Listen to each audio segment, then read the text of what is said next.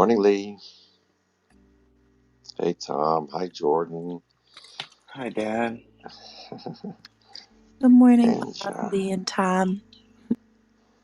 Hello, Anja. Good morning.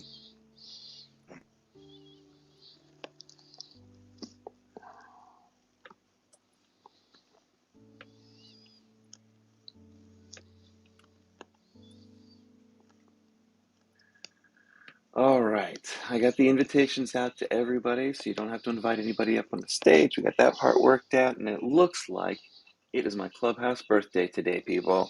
See my little Happy balloon? birthday! Yay! That's the little balloon that says, "You've been here a year. What have you been doing with your life?" Oh, I think you've done a few things, Lee. I've done at least 3, maybe 4 things. You accomplished a lot this year. You should celebrate. Yeah, the last 12 months has been amazing. All right. Sounds like yesterday was the big celebration. You went for 8 hours? So I let the room run for 8 hours, but I didn't spend 8 hours in here. And boy, do I wish I had recorded the whole thing. It was pretty blockbuster. Adriana had a great experience. I got a recording of the end of it. Amy with an I, all capital. Excuse me, Andy with an I, all capital letters, was there just about the entire time. So if she comes today, then we can talk to her about it. But let me get these last things ready so I'm ready. Okay. Already ready. Can you make me a moderator, please? Oh, Dad can do it. Good morning, everybody. I'm sorry, I was a little bit late, I No, it's guess. fine. Problem. Thank you. Good morning, Adriana. Good morning, Jordan. How are you? I'm doing very well, thank you.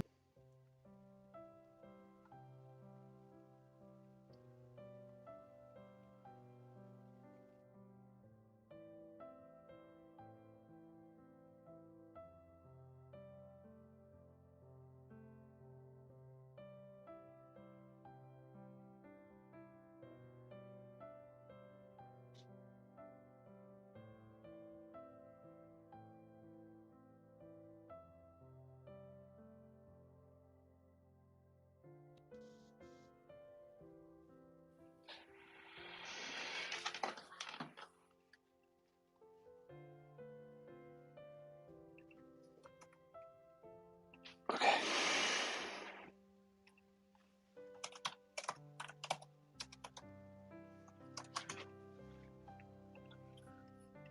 Hi, Steph. Good morning. Hey guys. Good Morning. morning, Stephanie. Okay. Nine. Just gonna grab my coffee cup and I'll be ready to go. Hey, Adriana, do you think you could sum up what happened in yesterday's meeting from your perspective at the end? Well, I think I can, yes. It's just that when we finished the session, at the end of the session, we had this huge, beautiful experience of a woman that her name is Sandy, and she told us her story about overcoming a tremendous accident, and she really started to give us this kind of full experience with miracles throughout her life, and it was wonderful to have her. And Bob connected with her name because his brother as well. He had a brother that his name was Sandy, was Bob, right? Yeah. So it was a first big treasure that we had in the session, and then Andy wanted to continue the conversation because she was thrilled to hear the experiences and things like that. And then there was someone here in our session. I don't know in which part, if he was at the beginning or not, but he was there. He came in maybe 4 hours in, and then 4 hours in, really? yeah, at Oh about my us God. about 4 hours in, and for him I that thought was he about was in the. midnight. So he stayed Yeah, up until he's about from 3 or 4 a.m. Indonesia. Yeah. He's from Indonesia, and his name is Q. So Q connected with Andy. I wasn't in the room by that moment, but Andy started to have this beautiful, beautiful conversation through his experience, but it's not from A Course in Miracles. This guy has never seen the book, but something made him like connect with this room. I remember he was there. I don't know who else was there. I guess Lee, of course, and I don't know which one of us was there as well. But they have this analogy going on because this guy has kind of developed an, an intuition or an internal talent. I don't know how to call it, how to name it, but he is listening to people, to any people. I mean, to any argument that people have. I mean, you can tell him a story or a conflict or whatever, and he will take that information and he will give it back to you, but with a storytelling that will give you the clues that you weren't connecting because you were disconnected from the source. It's like it's like when you have a person that does like this kind of translation of dreams. Yeah. But he does, Facilitation. Yeah. yeah. But he does it with any situation that you may have. So it seemed like Andy was telling this guy, her whole like situation around creativity and what she does for the job, and well, a lot of circumstances of her life. And every time this guy came back to her with this kind of approach of, what about this, and he started to really open our minds in a way amazing. And then I jumped in the conversation. I wasn't following from the beginning, but then I could clearly see how his view, because he says he's connected. I mean, he's logged in into the source in order to see the scene from behind.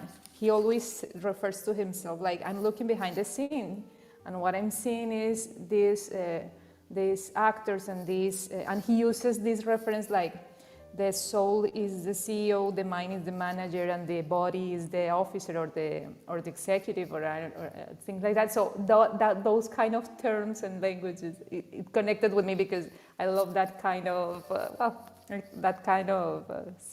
situations around corporate world. And he was so fun to hear and so rich in knowledge and so accurate in some perceptions that it looks like he had already read the book. The only thing that it was like different from our perspective is that he's not that much into the oneness at the top of the triada that he always refers to. But well, it's just he has this amazing theory about the orderly on the levels of perception. It was great. It was such a great conversation with him, and then I don't know. It went like I jumped in, and then I said something that they were talking about, and I wasn't listening. So it was all like connected, synchronized. It was like a beautiful harmony right there in that conversation. That's why it took so long. Yeah. But They well, went super deep.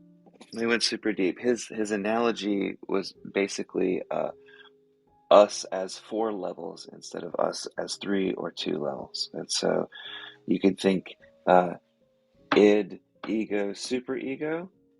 And so his analogy would be worker, manager, CEO. And that God is external of those 3 pieces, but provides information to the is the superego. shareholder. Yeah, okay, the shareholder, yeah, sure. The shareholder provides information to the CEO, and the CEO distributes the information pretty well, but there's usually an issue between the CEO and the manager. The manager is tactical and he's low down, he's trying to do stuff, and the CEO is, you know, he's He's the guy in the back of the car that's kind of our super ego part. Anyway, long story short, it was fascinating, and that's why it went 8 hours. So I now, literally came back on Clubhouse and was like, wait, I think they left the room open. I was nope. like, No, we were there, and I was jumping in and out, and it was so cool as well because Oh, every time that I connected back, it was like I wasn't disconnected. there is one more thing. So Matthew Johns ran his room, and I went over there and was able to sync up with him and share with him that I'm pulling us in an outward open direction with a big welcome open door, and that he and his sessions can be a lot unrecorded, safe spaces to share any kind of story and that kind of thing.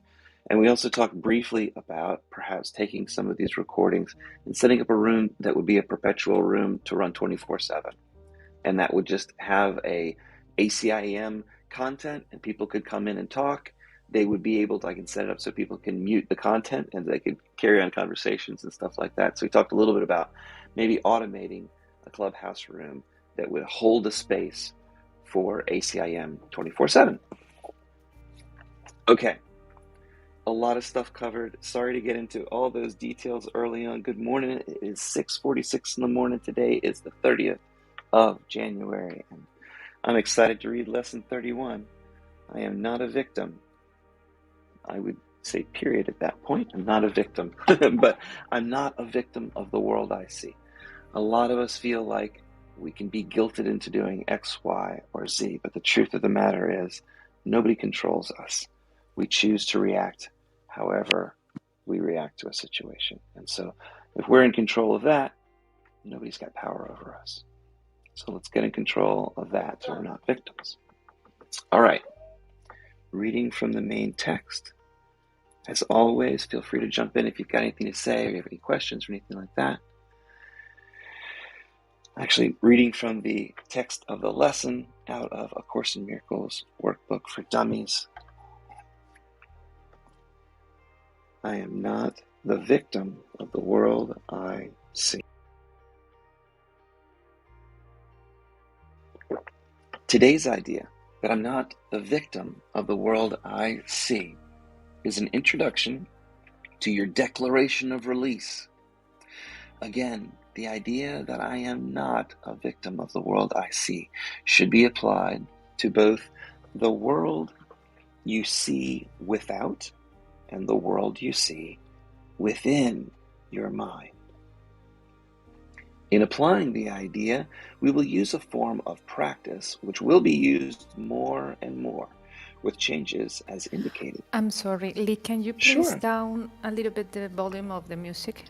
Thank you for letting me know. Absolutely. Thank you. Yeah. Thank you. It's hard to tell on my side. Thanks for letting me know. I need that feedback, like we all kind of do. How are we going to learn if we don't get some feedback? And that's the end of the song, so it's hard to adjust the volume correctly. We'll see if I did well or not. In applying the idea that I'm not a victim of the world I see, we'll use a form of practice which will be used more and more with changes as indicated. Generally speaking, the form of practice includes two aspects. One in which you apply the idea on a more sustained basis, and the other consisting of frequent applications of the idea that I'm not the victim of the world I see throughout the day. 2 longer periods of practice with the idea for today are needed, one in the morning and one at night. 3 to 5 minutes for each of these practice periods are recommended. During that time, look about you slowly while repeating the idea that I am not the victim of the world I see 2 or 3 times. Then close your eyes and apply the same idea that I'm not the victim of the world I see to your inner world. You will escape from both the inner and outer world together, for the inner is the cause of the outer world. It's like 2 sides to a coin. As you survey your inner world of your egoic mind, merely let whatever thoughts cross your mind come into your awareness. Each item that crosses your mind to be considered for a moment. and then replaced by the next item that crosses your mind. Try not to establish any hierarchy among these items that cross your mind. Watch the items that cross your mind come and go as dispassionately as possible. Not good reactions or bad reactions is what we're going for here. Do not dwell on any one item in particular, but try to let the stream move on evenly and calmly, without any special investment on your part. As you sit and quietly watch your thoughts, repeat today's idea that I am not a victim of the world I see, to yourself as often as you care to, but with no sense of hurry. In addition, repeat the idea for today that I am not the victim of the world I see as often as possible throughout the day. Remind yourself that you're making a declaration of independence in the name of your own freedom. And your freedom, and in your freedom lies the freedom of the world. The idea of today that I'm not the victim of the world I see is also a particularly useful one to use as a response to any form of temptation that may arise. This idea that I'm not the victim of the world I see is a declaration that you will not yield to the world you see and put yourself in bondage to the world you see. All right, that's the end of the reading. I'm going to get the notes lined up, but I'm also going to line up my reminders right this second. Thanks, everybody, for being here. Hey, Dr. Amy, look at you down there. It's so wonderful to have you here. Hey, Will. Hey, Megan. Thank you all for coming. And everybody here up on the stage, Louisa and Janine and Dr. Natalie and Adriana and Jordan, Tom, Dad, thank you guys for being here. Today's my birthday here in Clubhouse. I've got a big red balloon, and I'm going to read the notes in just a minute, but let me give you guys some space to say something, because I can hog the stage if I don't watch out.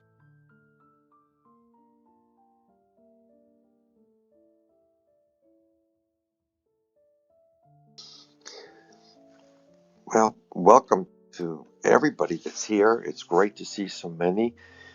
If you haven't heard already, the meeting yesterday went on for about 8 hours altogether, starting at 6:30, so you can do the math.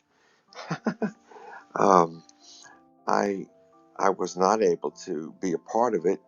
I did go in one time, and then I had to go out. I was fully busy yesterday, but that is quite an experience that happened.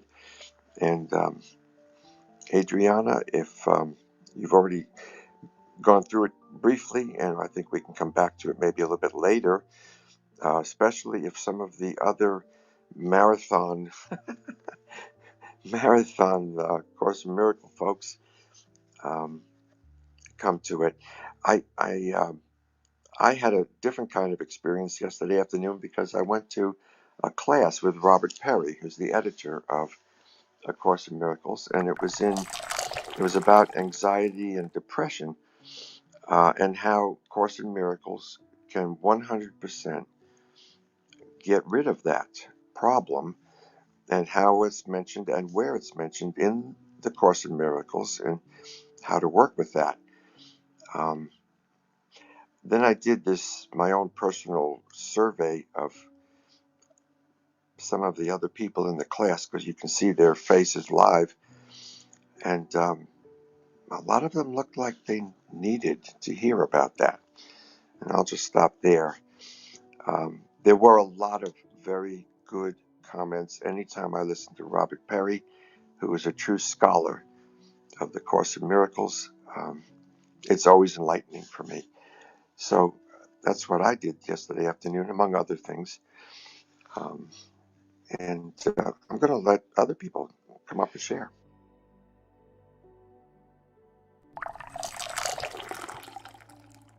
I would say personally, it's been then. Good morning, everyone, and happy Morning, Janine. Clubhouse birthday, Lee. Thank you. um, Personally, for anxiety, which is worrying about the future, which is a short definition. I believe, I'm sure it's a lot more longer than that. Um, but worry, and for sure, staying in the present. And these practices with the Course in Miracles have definitely helped me with that. So I would attest to that. Oh, beautiful. It's interesting that so many times throughout the course it says, or Jesus says, that there's only two emotions, fear and love. And there are so many words in our language that have just different slight changes, and they're not really real changes so much, different ways of explaining it. I mean, anxiety itself is fear, worry is fear of the future. There are so many different words for the same thing. And what we're trying to do is just let those flow away, and it's being replaced by an excitement and a vision that we are not the victim of the world we see, which is what today's reading is. So sometimes we get carried away while we're talking, but we always come back to the lesson of each day. And for those of you who don't know, there is an app that Lee and I'm not sure who discovered it, called ACIM Remind. Yeah, Kaylin gave it to us, and we can put a link hmm up there to make it easy to grab if you want. Yeah, just you can explain just very briefly for those of us who, well, I haven't worn a watch in about 40 years, but for those of you who don't have a watch or anything like that, you can set it to remind you. It'll come up with the lesson of today, and it'll be right there for you to look at every half hour, whatever you set it to. You can set whatever tone you want to hear, and I've been doing that. It's kind of cool. It's just another way to get the kinds of thoughts into our head that we need to realize that, in my case, this whole idea of this lesson is, I have a picture of it. My picture is sitting in a cave looking outward, and above me, in the mountain above me, is a waterfall. So it's coming down. And I just look out and I watch the water just coming down and coming down and coming down. And I can get peaceful. And then I can see also my thoughts that are going on. And they get washed in that water. They play in the water. All of these things that these little lessons that we get are incredibly profound, because if we can learn to really see all of the thoughts that we are generating in our mind and recognize that they just come and go and they come, and they don't necessarily rule our lives, and just see them for what they are, then we are really getting this lesson. Lee, how are you doing? You about ready? Wait, Oh, yeah, Stephanie, I absolutely. Okay. guess Stephanie was trying to say Yeah, she something. can say something. Sure.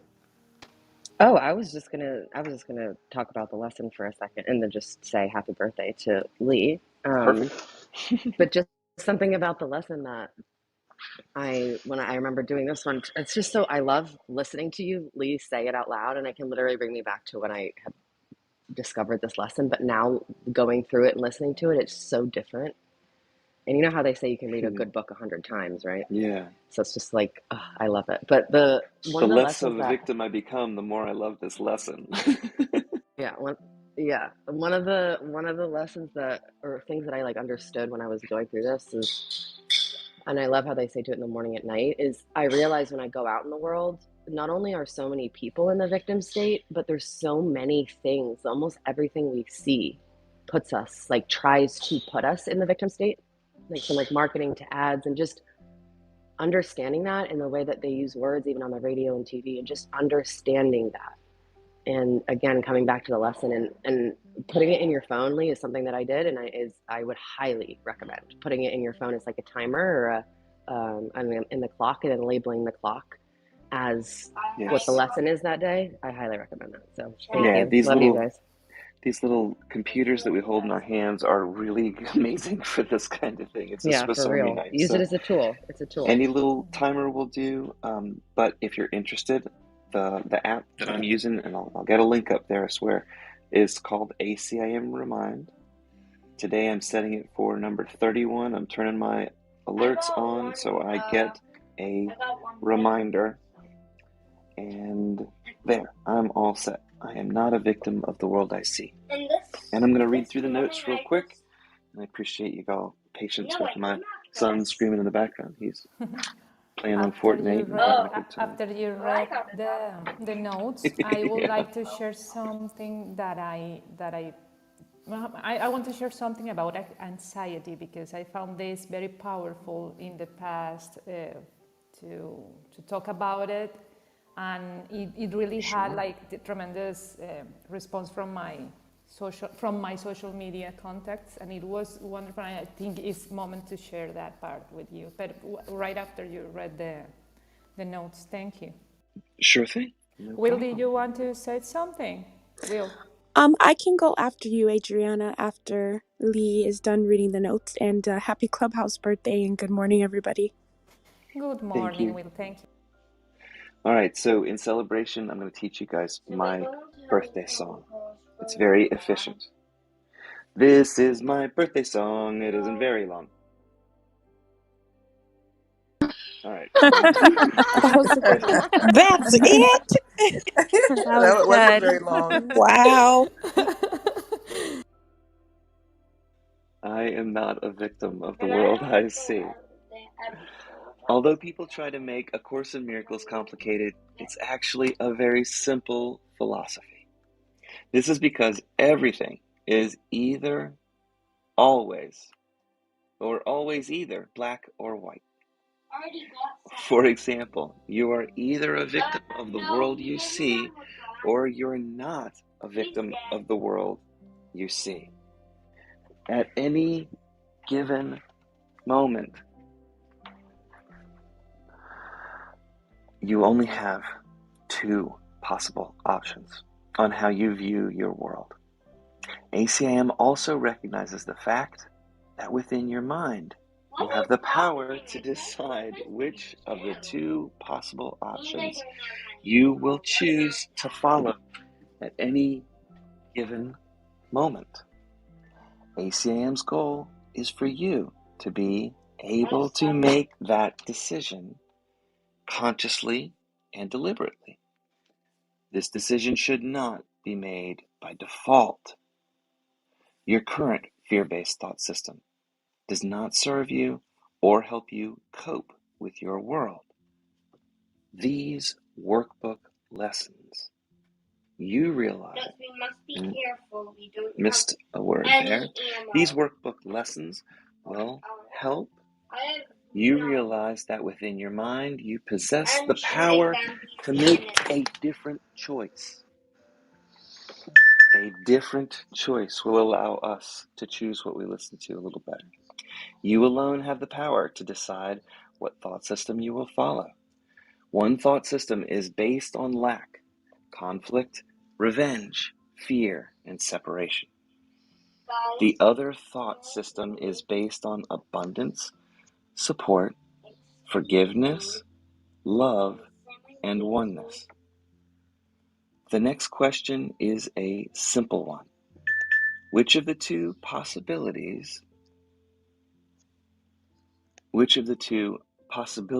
thought systems, The next question is a simple one. Which of the two possible thought systems? Thank you. Which of the two possible thought systems is most likely to empower you? When you're empowered, you become a proactive agent for change. This enhances your ability to cope with or handle any given situation. How does the idea that you're a victim of the world you see help you handle a given situation? It doesn't. You can only conclude that such a belief is not in your best interest.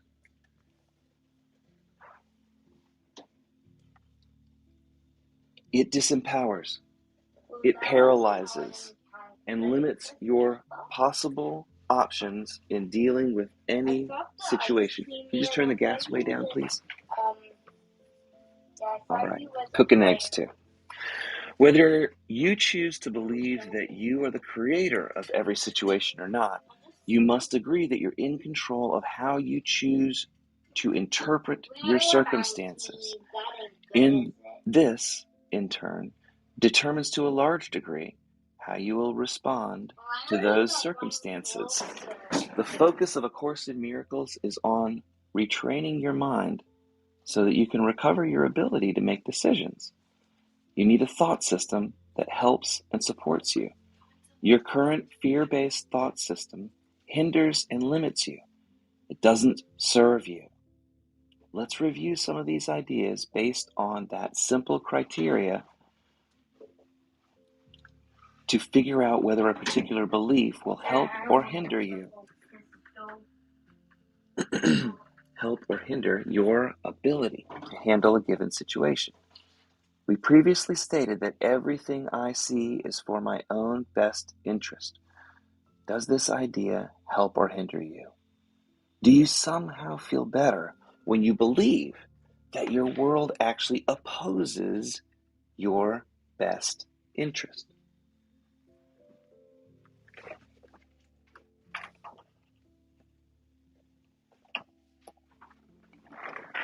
Albert Einstein was considered the most intelligent person of his time. Einstein was asked, what is the most important thing for a person to determine about their world? The questioner was surprised by Einstein's answer. Einstein did not respond with E equals mc squared. Instead, his answer was simple.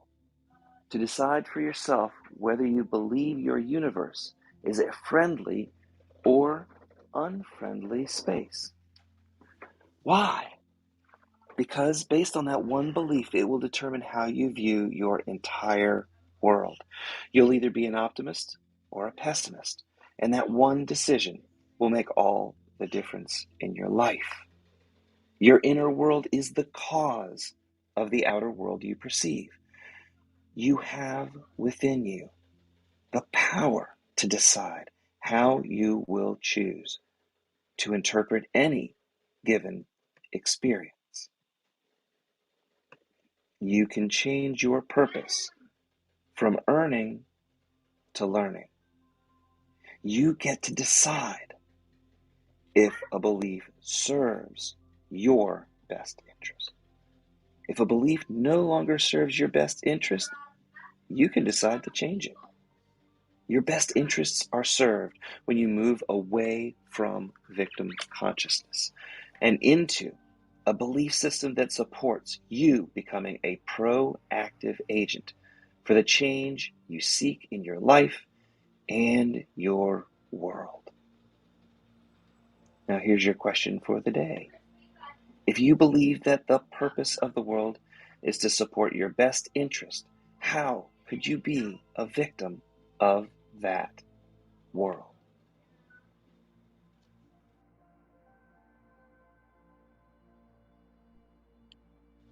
All right, this is a powerful lesson today, a great pivotal point. I can't wait to hear what you have to say. Adriana, Will, you can go next. And thank you, everybody. Well, thank you. Thank you for your readings. Your readings always, your voice always sticky with my, stays with in my mind. Thank you. So I'm going to talk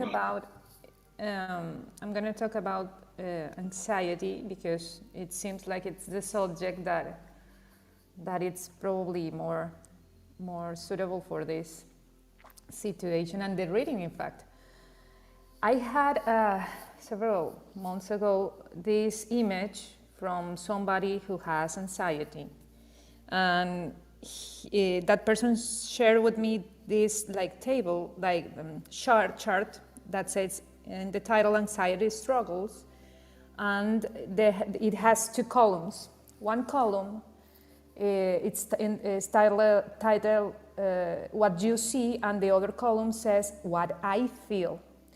And in what you see, there's several characteristics of the personality, and in the other way, how that person really feels. So I'm going to read it to you because everybody is only on audio mode.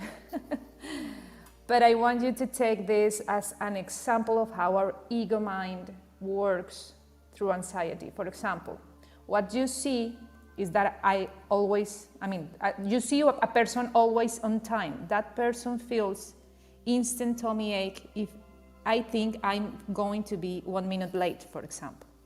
If you see this person's strong work ethic, what that person feels is fear of being fired over the littlest thing disappointing my boss. If you see always in control, what they feel is something will go wrong if I don't do everything by myself. If you see good at planning, what they feel is I need to be prepared in case bad thing A, B, or C happens. If you see that person is always organized, what they feel is I have to be organized so I don't get overwhelmed and meltdown.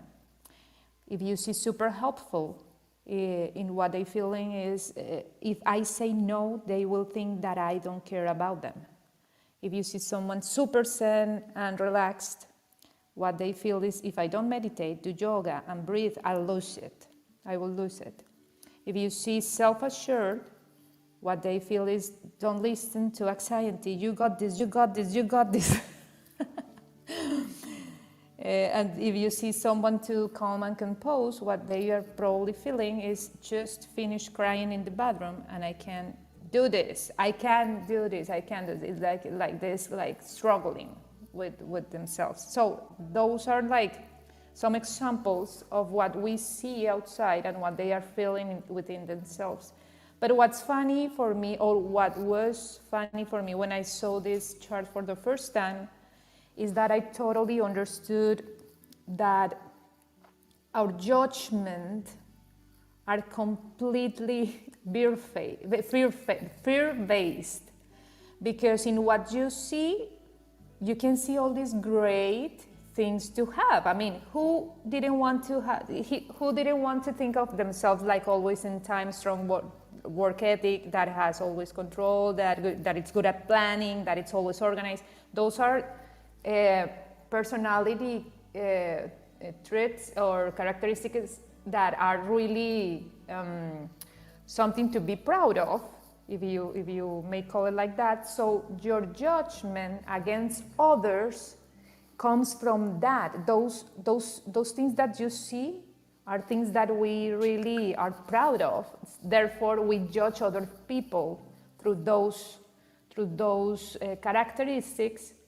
And the truth is that the judgment that we are doing, it's based on fear, because it's always fear. I mean, instant tummy ache if I think I'm going to be 1 minute late, fear of being fired of all the leaders things, something will go wrong. It's just that the ego embellished your outside in order for you to have like this parameter to be able to judge others, while in the inside you're feeling completely helpless or discouraged or not supported. So when somebody has anxiety, when you say to somebody that they are really good and they are really doing fine, and that you don't see them like they are seeing themselves, that will probably won't help, because you're reassuring the idea that you see that they are always in time, that they have work ethic, that they have control, that they are good at planning, all those things, right? And that's something that the spirit needs to let go. So if you have a person around you that has anxiety, you start to reassure those things that you see, that you think that are good, those are the things that they need to work around in terms of go within and find another kind of resolution about how to be or feel a good person, if you want to go in that way. And that's why there's so many times when anxiety hits that the other person, even with the most kind and beautiful words and loving words, don't get to help and only listen. So I wanted to share this because it just popped into my mind this chart when Bob was talking about it, and then when Lee wrote the notes. I think this is probably Lee. Are you here? Can you please place the question again back in the screen, if you may? Thank you. Oh, let's wait for him to come back. So what I wanted to share this is because, of course, we are going to have our struggles during this process with A Course in Miracles, but we are in lesson 31, and as we are not the victims of the world we see, we can work around those feelings because we are not longer feeling apart from the source. The source have you doing those things because of something higher than yourself. I mean, if you feel, for example, this like I need to be prepared in case of bad thing ABC happens, you can come around that kind of feelings by consistently practicing your righteous mind towards God, asking help. Begin with God, I'm feeling fear about this, and I'm starting to have this kind of behavior, like this kind of struggle with my behavior. Please help me. Because what we are building here with these lessons and what we are doing here with this course is really building muscle in our faith and in our own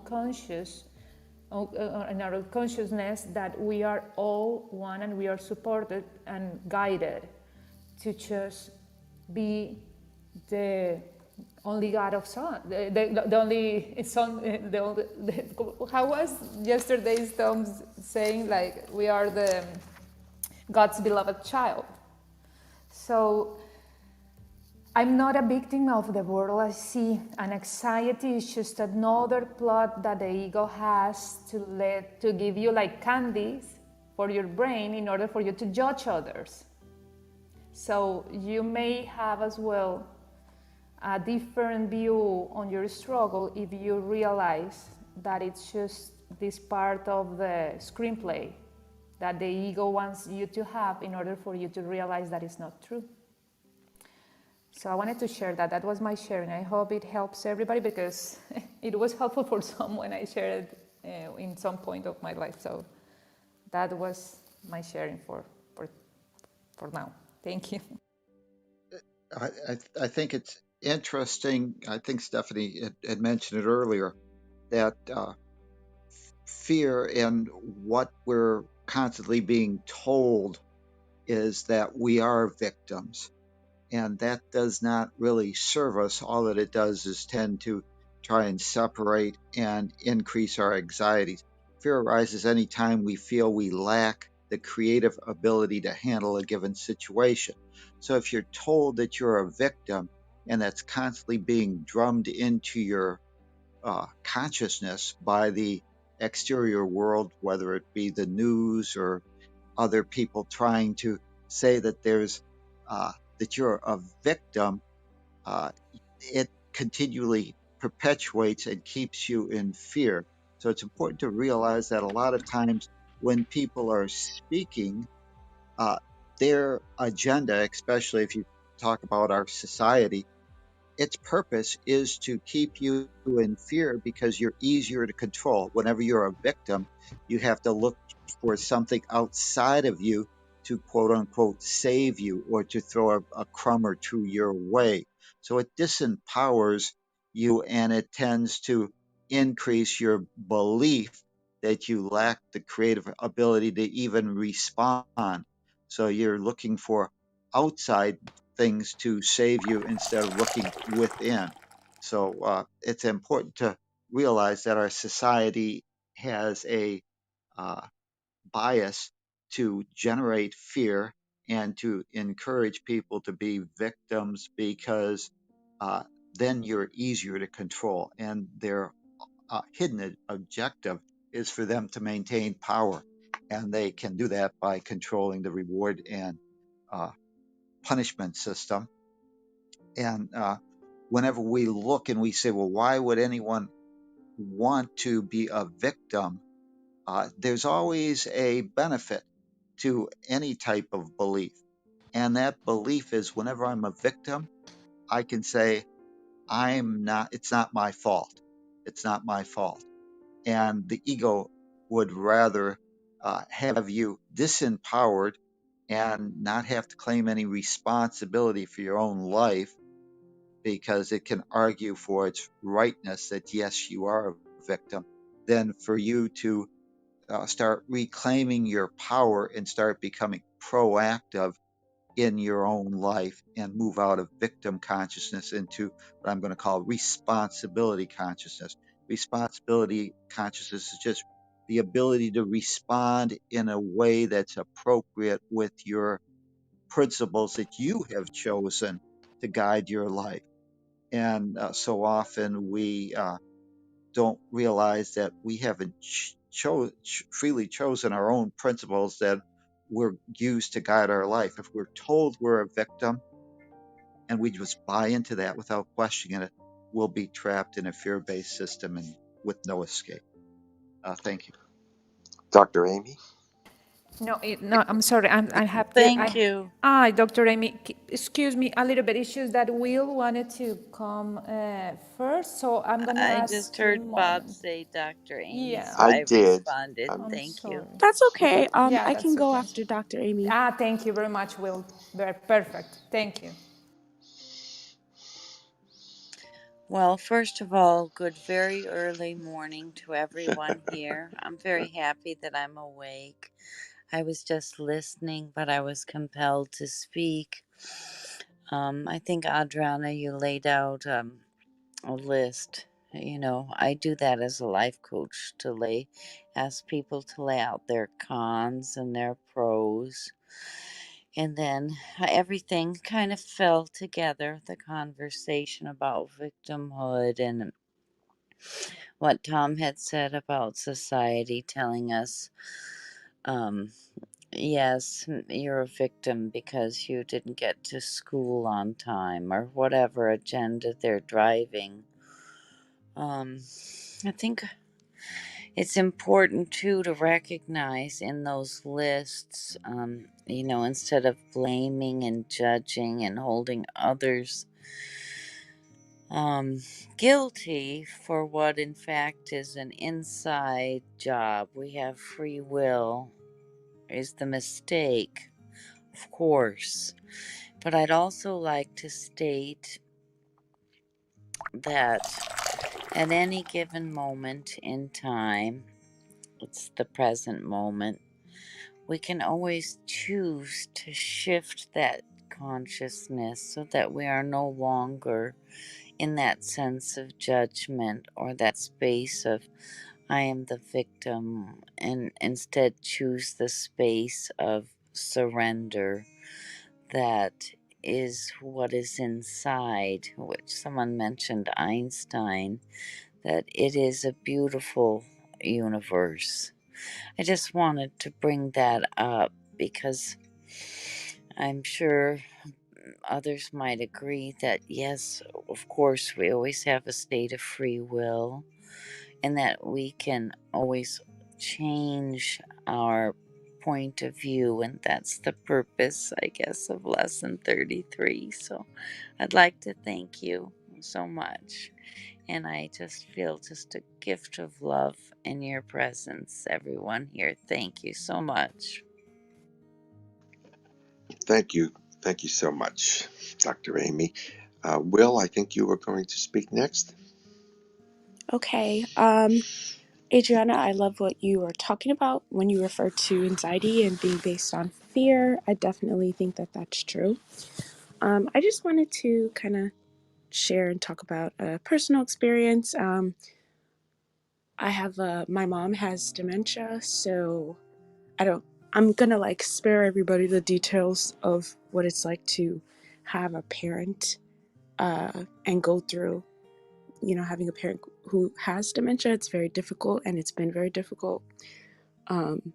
I would say that I didn't realize that I felt like a victim, but now listening to the lesson, I would say that I definitely feel like a victim in terms of having a parent that has this disease. It feels very unfair.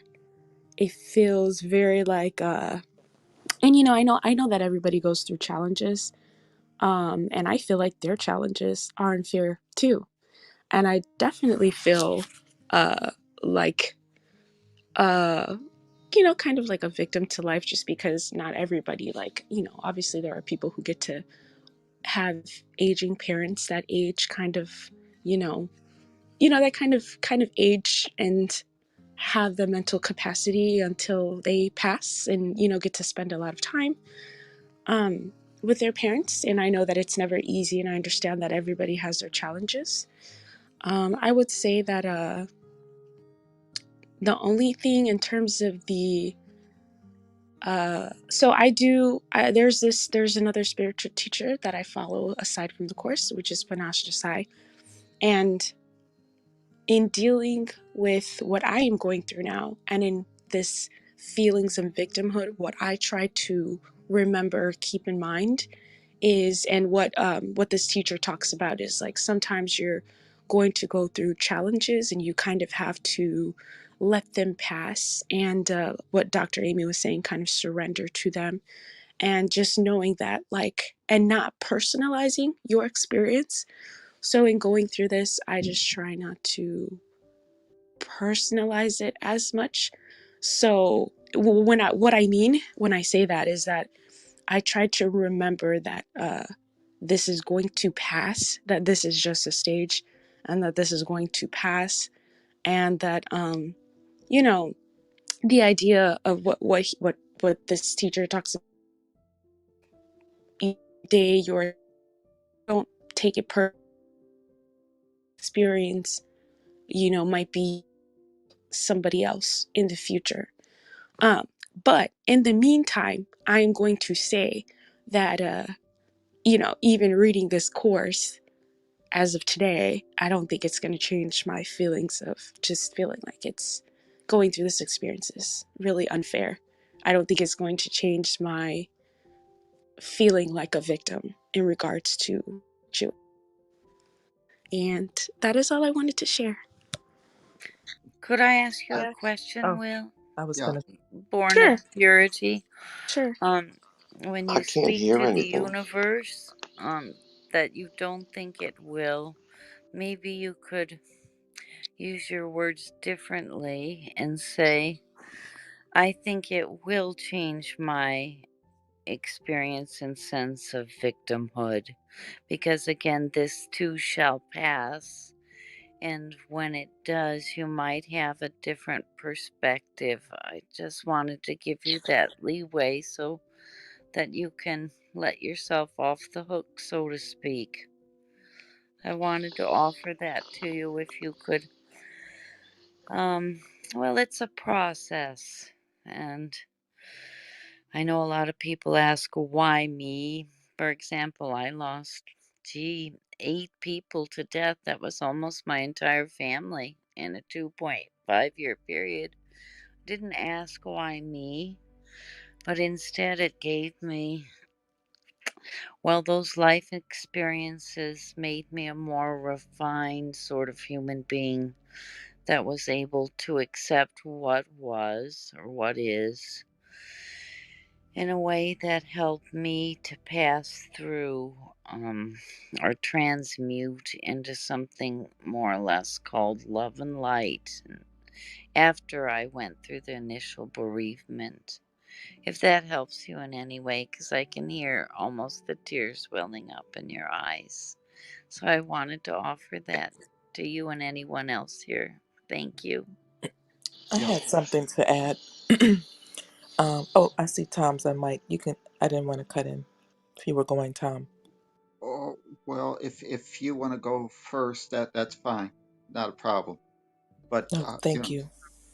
uh Um, well, first I wanted to respond to the idea of responsibility. And it's interesting how society will support you in victimhood. It's really interesting how that happens. I know in my life, for example, in failed relationships, and you're telling your friends and family members what your partner did or didn't do to you or for you, they will rally around. Yes, yes, yes, that's right. You know, you're the right one and they're the wrong one.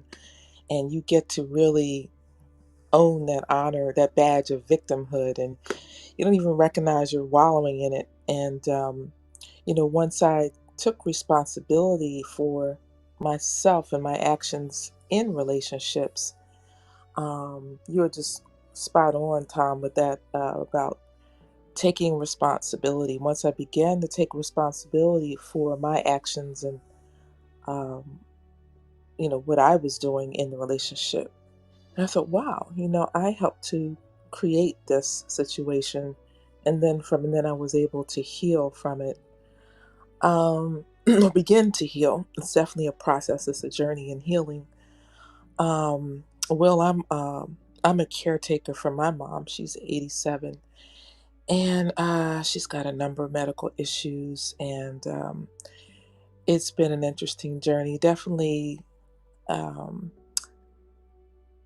an honor, as Dr. Amy was saying. I started looking at it as an honor, but also recognizing that this is her journey that she's on, and I have an opportunity to support her at this time in her life. My mother supported me so much over my lifetime, of course, and when I was a baby, she was my caretaker as I entered this world. So we don't look at motherhood like that, but I feel I find new ways to look at this as I'm caring for her, new jewels. And I can't speak from, I don't know what it's like to have, she doesn't have dementia, so I can't communicate with her. So I would imagine that has its special challenges. Um, but yeah, I find jewels in these moments, and I also seek, I think it's good to seek support. Sometimes we need help. We think we have to take it all on.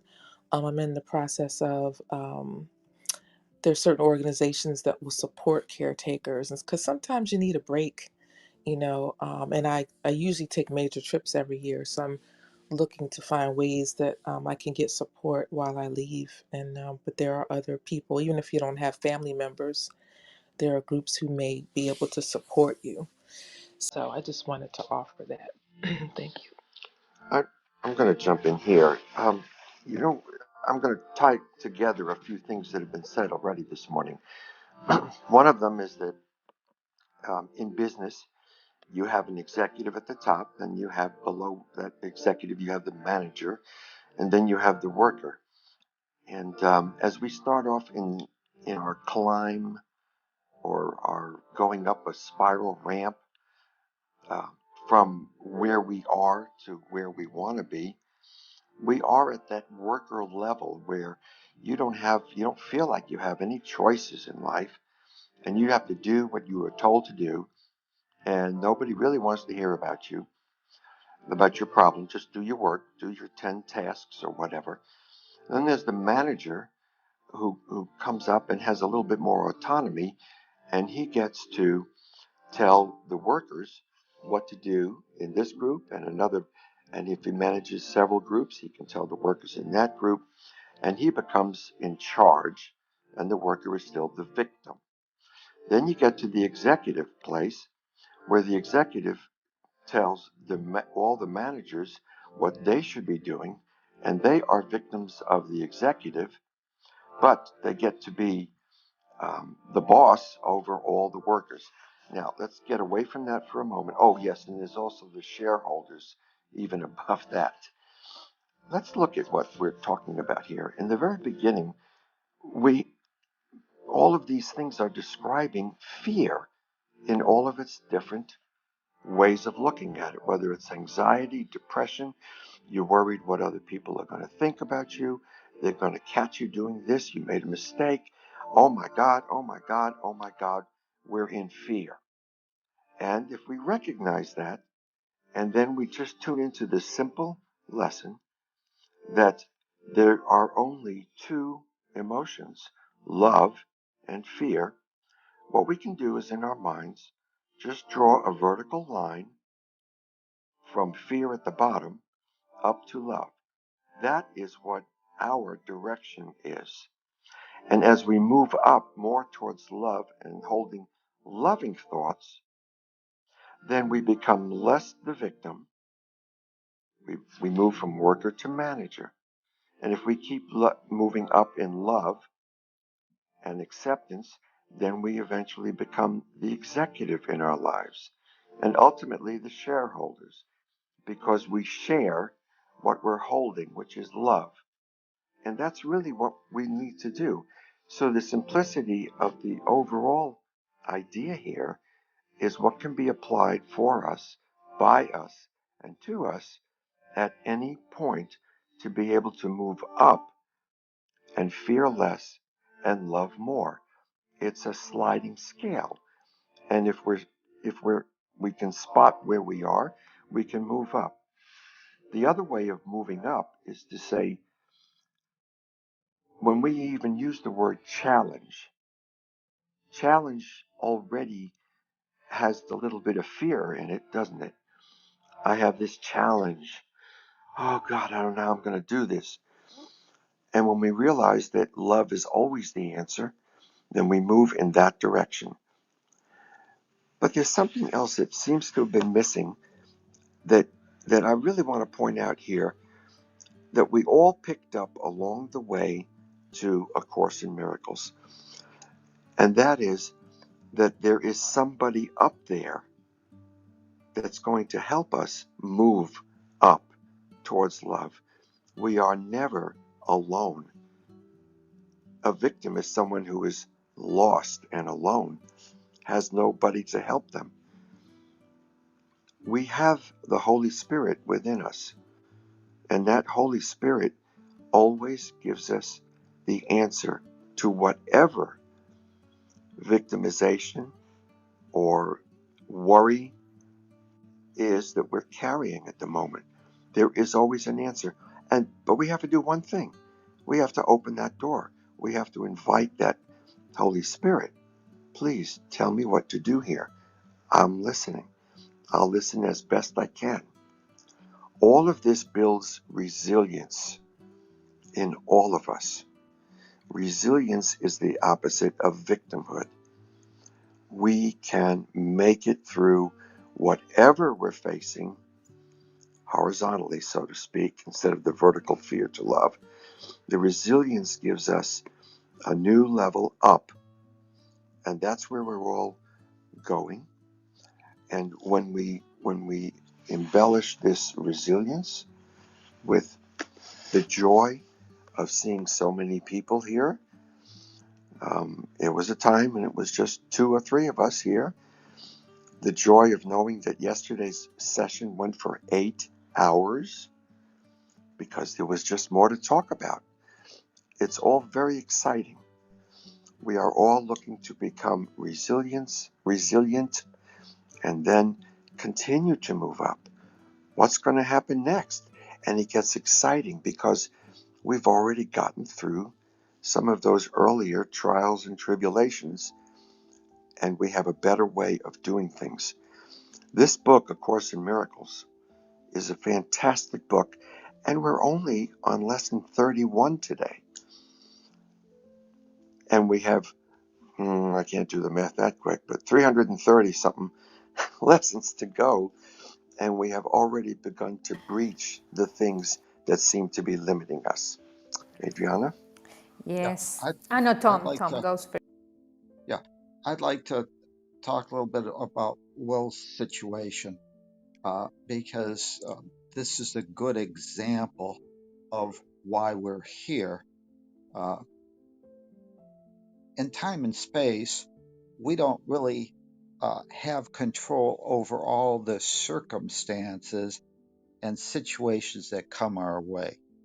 Uh, you know, if my mother is suffering from Alzheimer's, and I had a mother, and she was in a nursing home, and she, really couldn't move. She was, but so, but in regards to this, life throws circumstances our way. We do not have always liberty of choice. Liberty of choice would be that we have all options open to us. What we really have is a situation where the world throws circumstances our way, and we have to respond to those circumstances and try and do it in the way that best aligns with the principles that we've chosen to guide our life. Although we don't have liberty of choice, otherwise, we don't have all the options. We only have 5 different options, and they all may be what we would consider bad options. We still have to decide how we choose to respond in any given situation. If we choose not to do anything, that's really a choice for inaction. So we always have a choice, and the, although we don't have liberty of choice because we have to choose from limited options, like Will can't wave a magic wand and her mother's illness and her mind is totally restored to her earlier time. She can't do that. She only has 5 or 6 options. And based on those options, you have to decide how you will choose to respond. So life is throwing you circumstances that are tough. I'd love to have the freedom of not having to be responsible for that person, but now you have a choice. And the question for you is always, but for me, is how will I choose to respond? Will I choose to respond out of love or fear? Victim consciousness doesn't help me make a response. Victim consciousness just says, boy, I'm a victim, and it sits in there and it dwells on me and it paralyzes me from making a decision. When Will or I decide that I'm going to do A or B, that's moving me into some type of responsibility consciousness, and I'm responding. And the question is, am I going to respond in a way that is true to those higher principles that I decided was going to guide my life, or am I not? Am I going to act with love, or am I going to act out of fear? And whatever you respond is exactly what I would have done, the same response that I would have done if I had your uh, past beliefs, your past assumptions about yourself, and your past decisions. We're always acting as rationally as possible in our quest to try and minimize our fear. So, whatever you do is the perfect answer for you, whatever your response was. And then, whenever you look at that response and you realize that it was a response that would be trying to minimize your fear and then assist in minimizing the fear of other people, when you look at that, you go back to the feedback situation and you say, what is that experience to try to teach me? And in this case, if I respond in a loving way, you'll say it's trying to teach me that I value helping somebody more than, even though it might be inconvenient. And that's what this world gives. It gives us opportunity to see how we would really respond uh, in when the rubber meets the road. It's easy to be a holy man on a mountain. Can you do it in town whenever people are kicking you in the face? So this is just an experience that life throws our way, and it's a learning lesson. See how we will respond, and your response, in taking care of your mother or whatever it might be, is saying, "Here's the circumstance. Here's how I responded. Am I satisfied with that? Did I live my principles?" And that's what we're here to learn. And if we see that we, didn't respond in the way that we would have perhaps hoped to, because everybody when sent with that situation, they puff up their chest and they say, "Oh, if I was you, I would have done this." If they were you, they would have had the same experiences, same beliefs, and they would have responded exactly as you did, because that was how you had to respond to minimizing your fear. There's no blame, shame, or guilt involved. It's just, yeah, life threw me lemons. How did I respond? What can I learn from that? And a lot of times you find out that, boy, in a tough situation, I answered in a loving way. Isn't that great? So thank you. So I like what you said. I like what everybody said, but Tom, I definitely feel like I'm in the stage of asking, like, what is it exactly that I'm supposed to be learning through this lesson? I feel like, Dr. Amy, what you said, and just seeing your page, I see that you have been able to transmute your experiences and all that you've been through into something positive, into something loving when it comes to helping other people. And so, when I talked earlier about this teacher that I listened to talking about not personalizing your experience, because in the future, that same experience you could actually be using to help someone else. So everything isn't personal because we all go through challenges. And so those are some of the ideas that have been helpful to me. But I do think that I said that I felt like a victim because I do feel like not all negative emotions are bad as long as you don't stay there. But I feel like sometimes I feel like we all go through negative emotions, and sometimes it's just about surrendering to them and letting and allowing them to pass. And I don't know, sometimes we need to experience these things so that we can be able to relate to other people and help other people. So that's kind of what's been helpful to me. And so thanks, guys. Yeah, yeah, Yeah. well, if you just look at life as a Will, learner, I'm you'll gonna do just moderate. fine. You're always on your Sorry, perfect path. wait.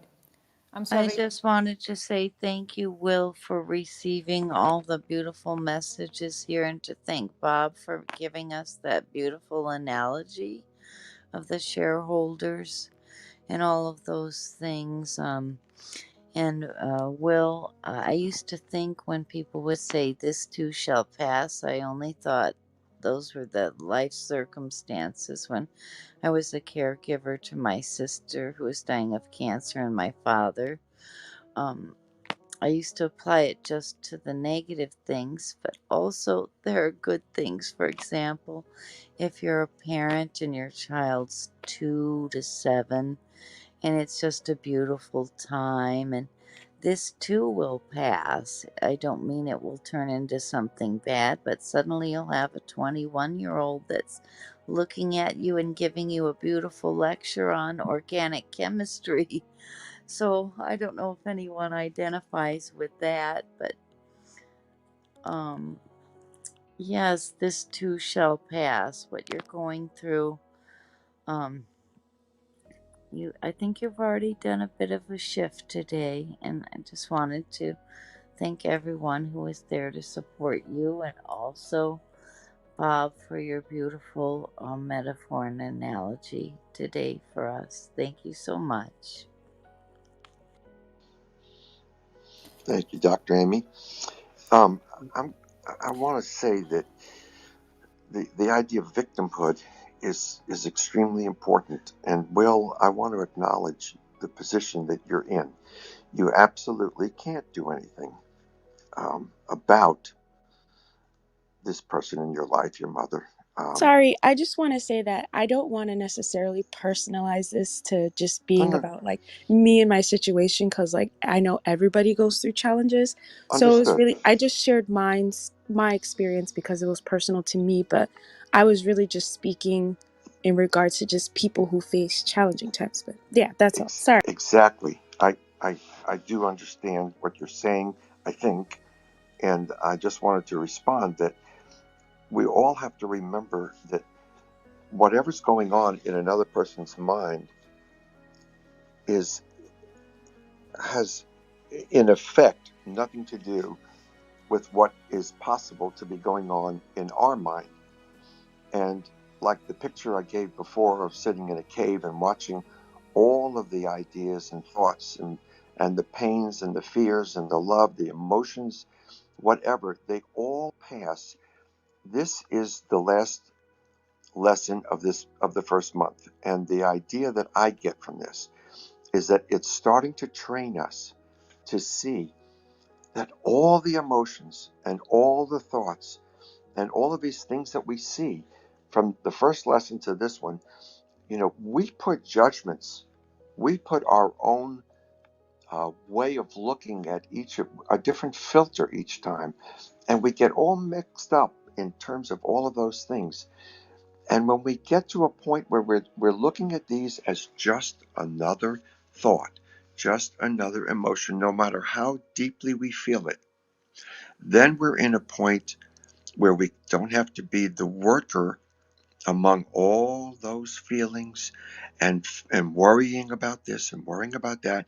We begin to become the executive in our life, where we choose what emotion, what feeling, what thought we want to entertain at this time, no matter what's going on in front of us.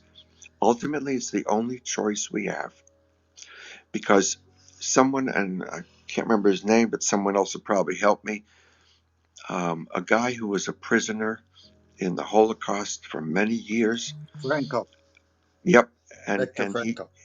Viktor Frankl. Thank you, Tom. You didn't even know what I was going to say yet, but you knew who it was.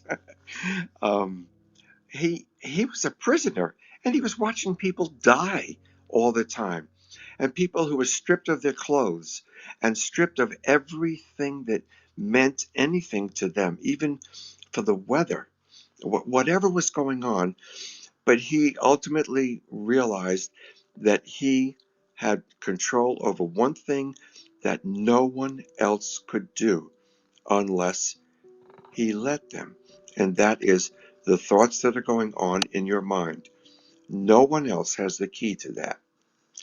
And the closest thing that comes to that vicious idea that someone could have the key to that is the idea of, they actually trained the jailers in those days, in any kind of um, place like that, where they would set it up to be a good guy one day, a bad guy the next day, a good guy the next day, and a bad guy the next day.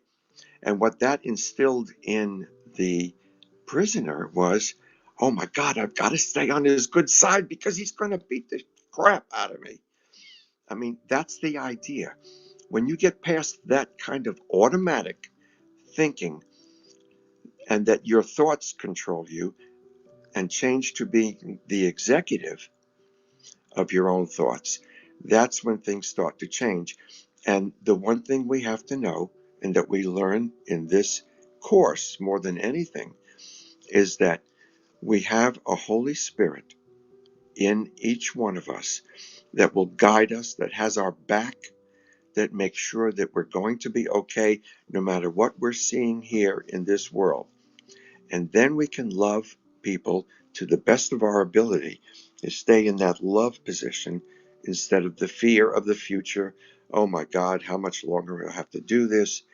We're moving towards that executive position where we can be loving. And not everybody's there. In fact, I don't know how many people really are there and can stay there. If you look at the Dalai Lama, no matter what, the guy is always smiling. He's always happy. There's a reason for that. It's not just a painted smile. He controls his thinking. That's what we're all trying to get to. And when I say control, there's one more piece to this. Remember the shareholders. It is God who is giving us the ability to listen to the Holy Spirit, who can show us how to change our thinking.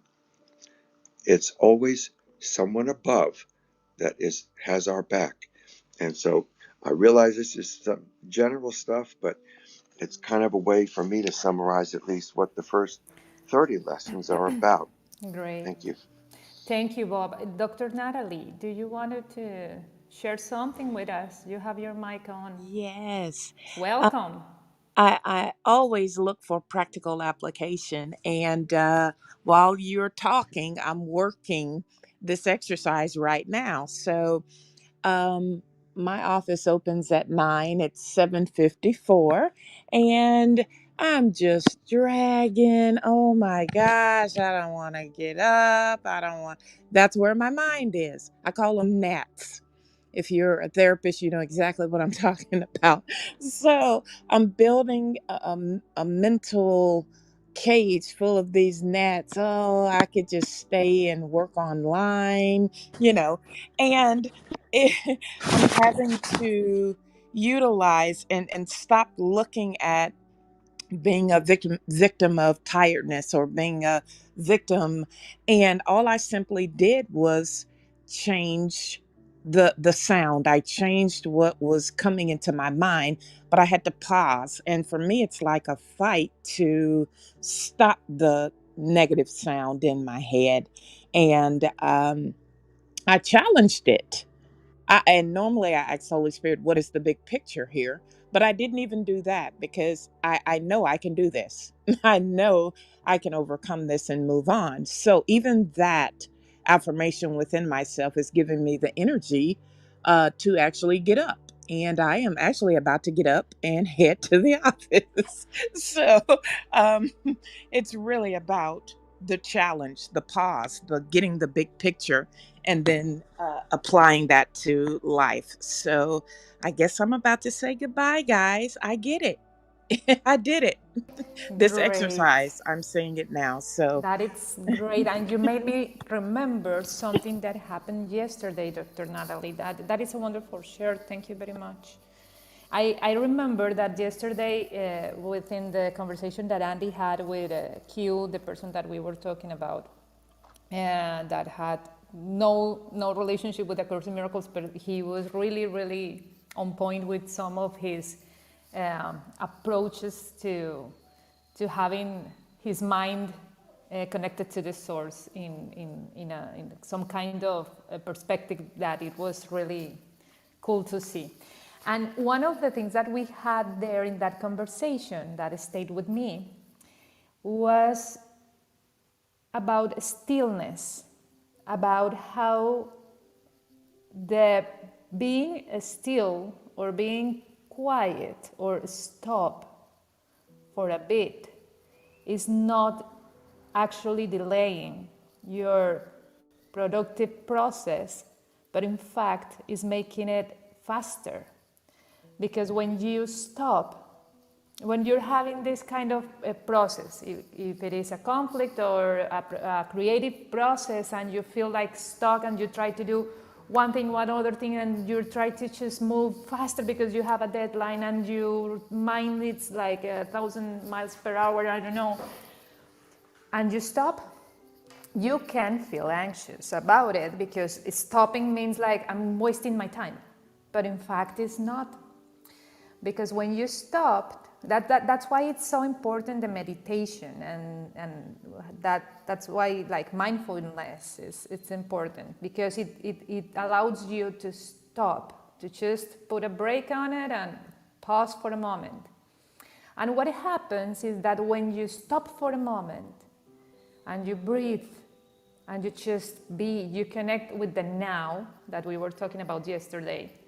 You connect with the now, and then you put yourself in a position in the level of the form where the mind, that it's the manager, can allow the CEO to give you the through in the vision in order for the officer change the experience around whatever it is you're doing, because the officer is like the body, right? So when you have to stop, you are not delaying your productivity. You're making it faster, because the information of the truth of the source, it's all over you, within you, and it's all over you. The solutions to your conflicts and the solutions to a creative process are there. But it's like when you lose a pen and you have your desk in disorder, and you're looking for a pen and you're looking for a pen and you're so rushed because you need to sign this paper and you're rubbing and you're changing everything around and trying to look at for, and you didn't notice that you were wearing your pen in your ear or it was in your pocket and you never felt it, and you were just trying to find it, and it was always there.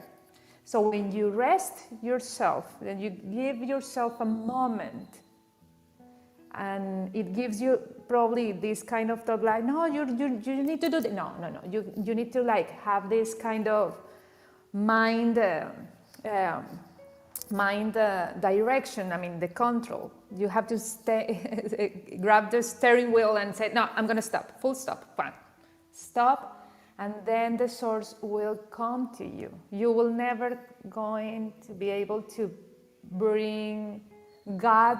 I mean, you don't get to like, you don't get to ask God like, oh, come on, God, help me. No, you need to bring God the duality in order for God said to you, okay, this is your solution. God is in everything. So as it is in everything, and it's your thought process that it's messing around and it's in disorder, you need to pause in order for you to find out the best answer, the highest applicable answer or solution for your conflict. And it always is answered, if it is through praying, if it is through meditation, if it is just to taking a moment and walk outside in nature, just to breathe, give a space to your mind to focus on different things, and that will give you always the doorway to the answer. Because knowledge, we were gathering here in this experience together in this room, it's part of the mind process to gather knowledge, but the knowing comes from experience. You always have this information from books, from other people's, and from other circumstances in your life, but unless you try it for yourself and you put the executive to do the work of stopping and do whatever it is, it gives you this grounded perception of the now.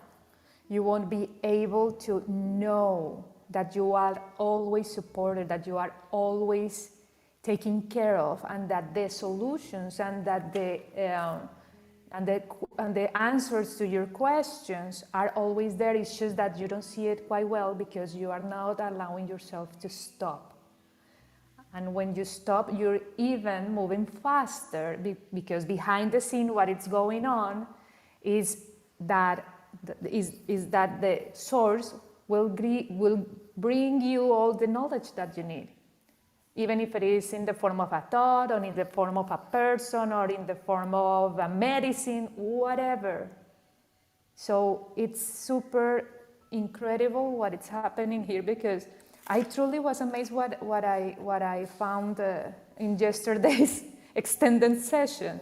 But I know that now I know why we did that, because it's really powerful for this specific part. Because when we are speaking about victimization, it's such a hard thing to speak, to try to share. We always feel like, well, this is so like fearful. I'm not the victim of the world. See, we can even say that out loud and say, well, I don't feel like a victim. But yes, you do in so many cases that you don't even notice it. Because every time you feel anger, every time you feel in discomfort, disgusted or frustrated, that is a victimization of yourself, and you don't need to feel that. But you can use those feelings like a compass for you to go back go again into the present moment. What is going on now, and why I'm feeling this? What is this that I'm not seeing clearly, and what this situation is trying to teach me on how I'm moving in the past. I'm bringing the past into my now, because now I can breathe. I'm holy. I'm complete. I'm fine. I'm here. I'm now. So I wanted to share that because now I can connect these dots. And in the stillness is the only way we can reverse these thoughts of victimization. So it's very important for us that we can have experiences of a stillness, even if it is through meditation, through take a break, through just move around, just to stop what you're doing if it's giving you a hard time, and stop. If it is in a conflict, it's not like running away, because there's no darkness that can be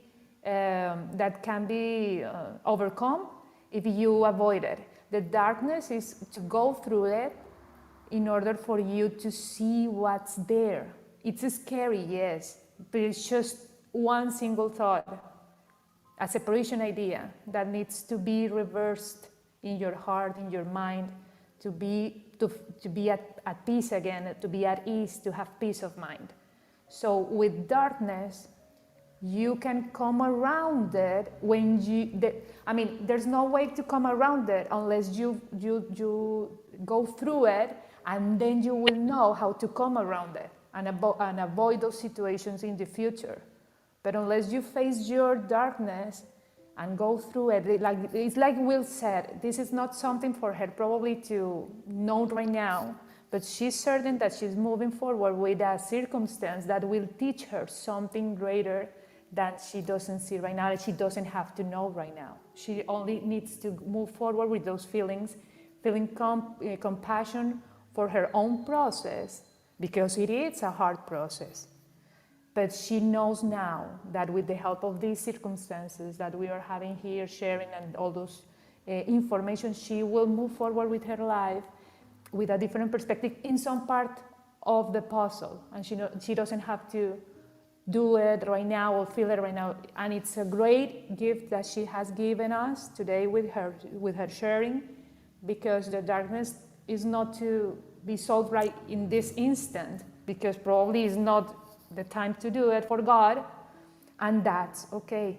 So when you move in darkness, you need to just go through it, and then you will know how to go around it the next time it appears in your door. That's what I wanted to share. I hope it makes sense to everybody. It makes sense to our hearts as well as our minds. Adriana, you're like the mom here. It's beautiful because you deliver the same messages that Tom and I and others um, also talk about, but it's in a different way and from a different angle and very personal. I hope that we've been able to help Will, and I'd like to invite other people who are in the hallway that they call the hallway, I guess, or something like that down there. Come on up and share. We have changed our format over a period of time to be able to allow everybody, to share with what's going on, especially if it links to what we're studying. Lee is our reinforcer, not in terms of enforcing something, but reminding us about what the lesson for today is, and to look at it again, because so many times y'all may have experienced this, but I know I do. I read about a lesson in the morning, and later on something happens, and I do something, whatever it is, and all of a sudden I learned the lesson. Either I did it wrong or I did it right. If I did it right, then I learned the lesson.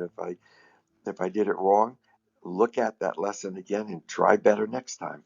Because we always have a choice. We always have a choice to decide otherwise. If we think we made a terrible mistake, if we think we did the wrong thing, it's okay. Decide otherwise and go in a different direction. And there's only two directions, according to what we were saying before: fear and love, up or down. If we want to go towards love, then we're going to see things improve in our life.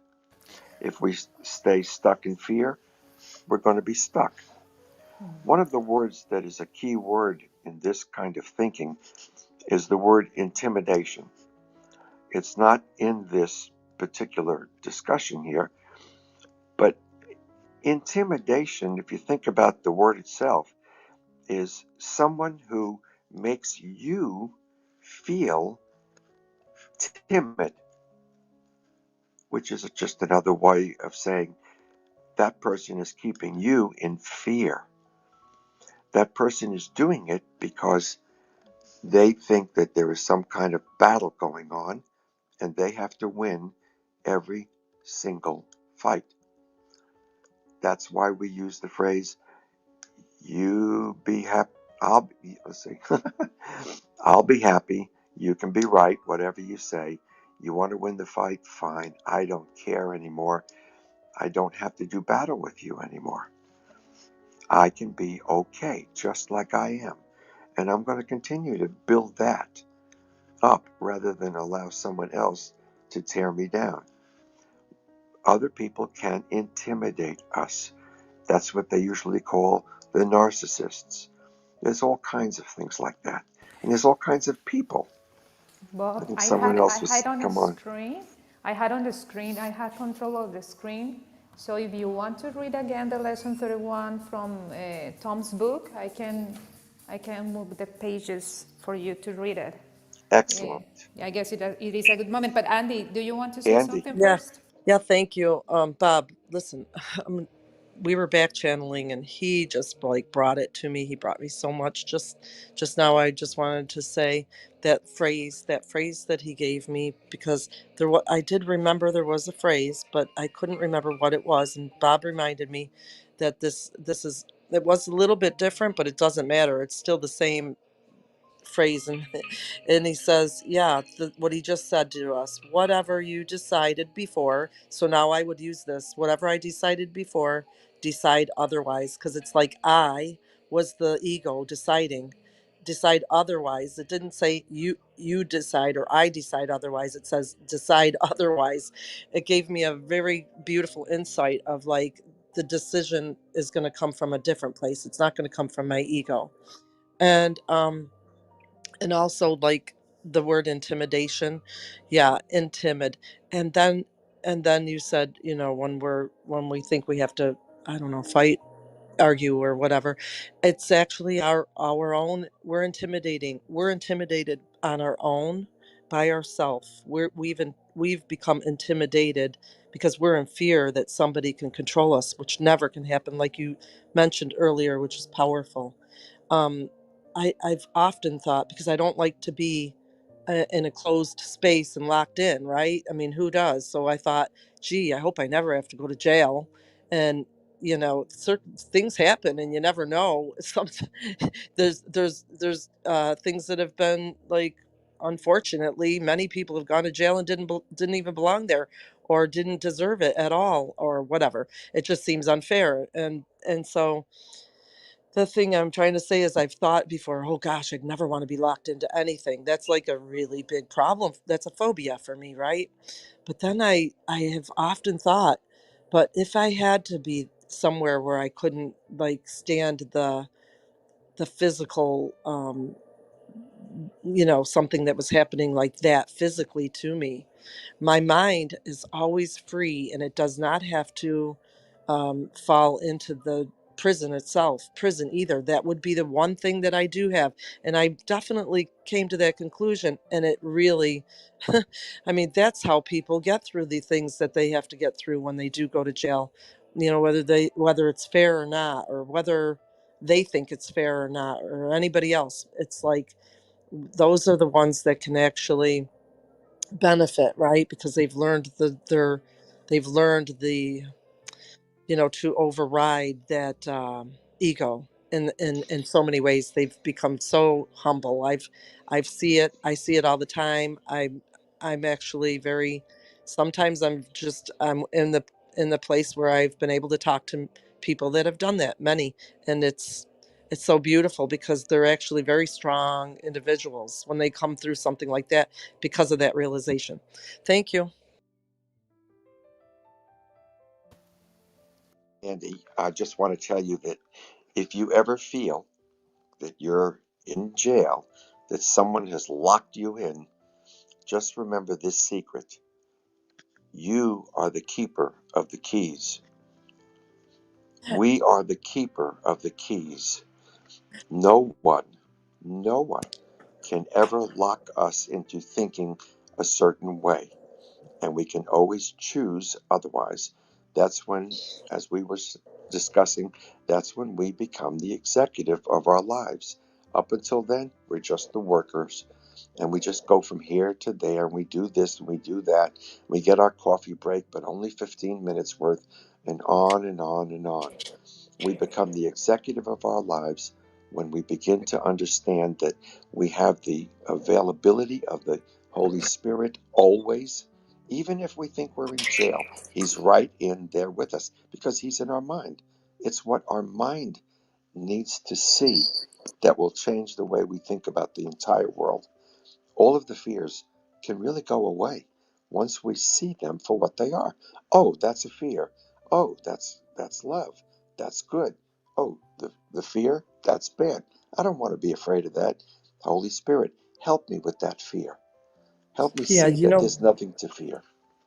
you have the Holy Spirit's channeled through you so like loud for me today. I love it. It's so amazing, and I'm listening and I'm in touch again because I had yesterday was definitely a revelation.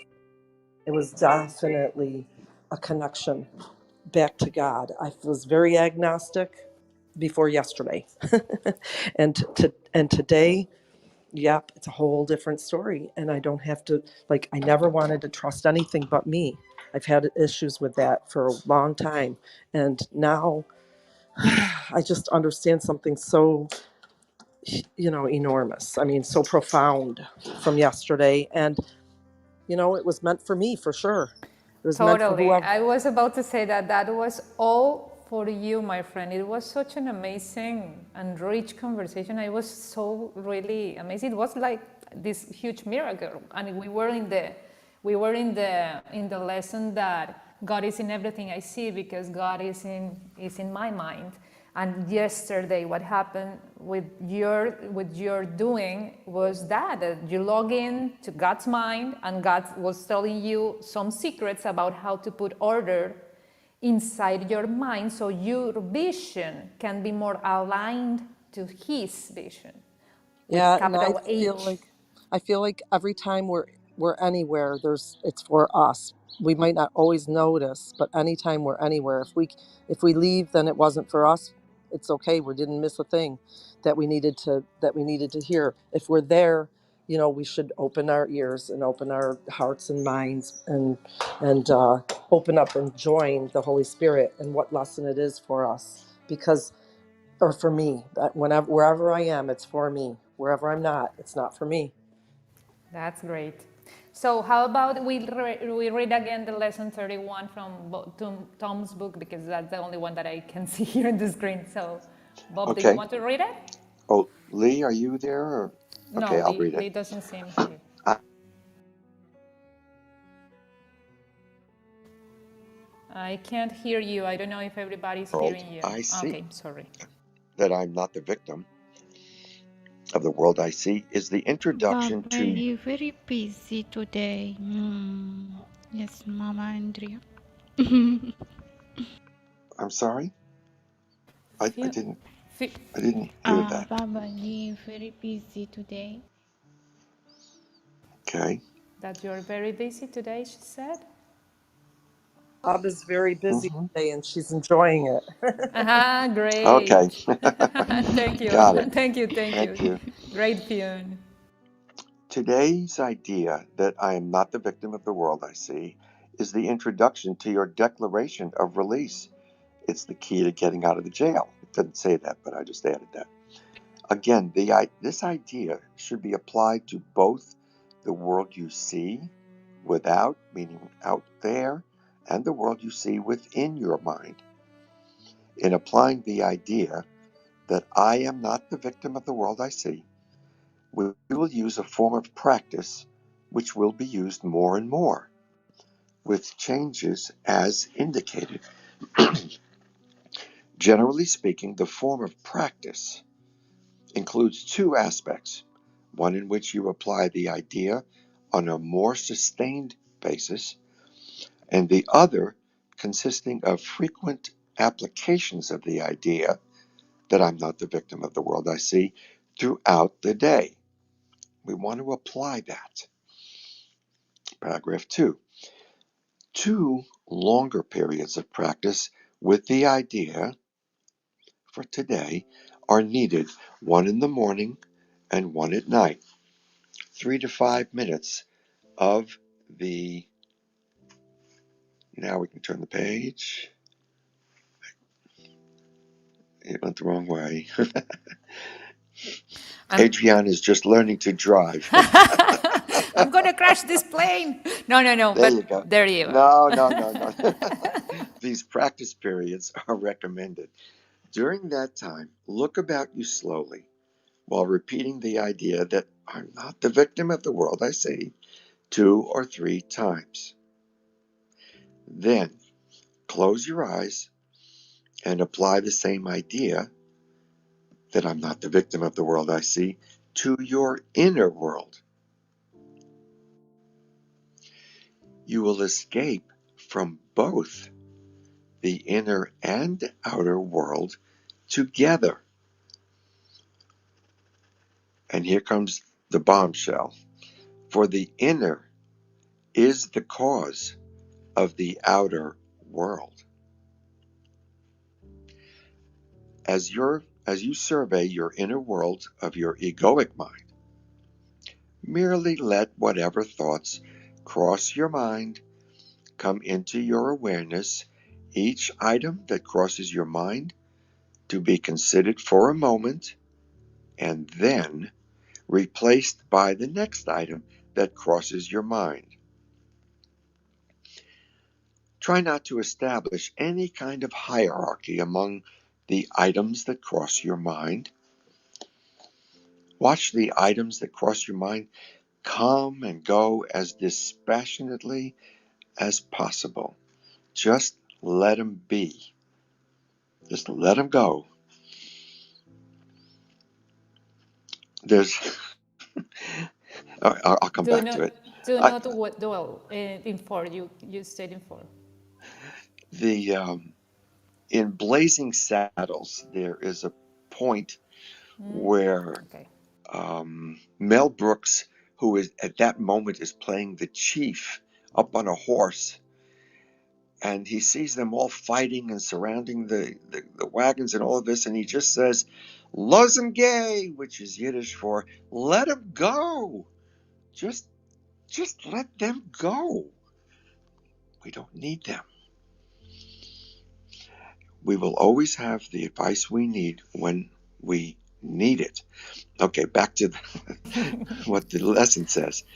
Your survey, as you survey your inner world of your egoic mind, merely let whatever thoughts cross your mind come into your, oh, I already read that part. Try not to establish any kind of hierarchy among the items that cross your mind.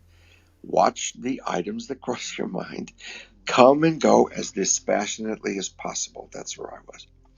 Do not dwell on any one. Give me my page back. Do not do not dwell on any one. She's a backseat driver sometimes. I have to be very careful.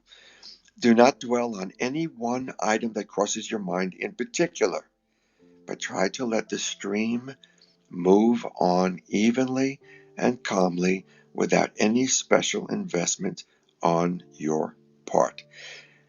And I'll add here that this is the way we can disconnect with all of these thoughts so that we can then choose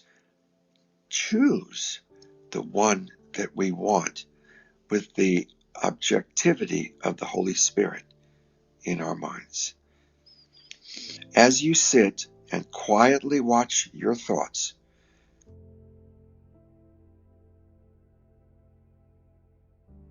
get ready.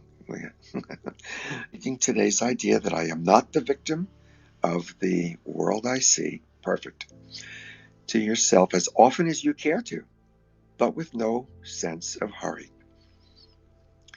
In addition, one more thing.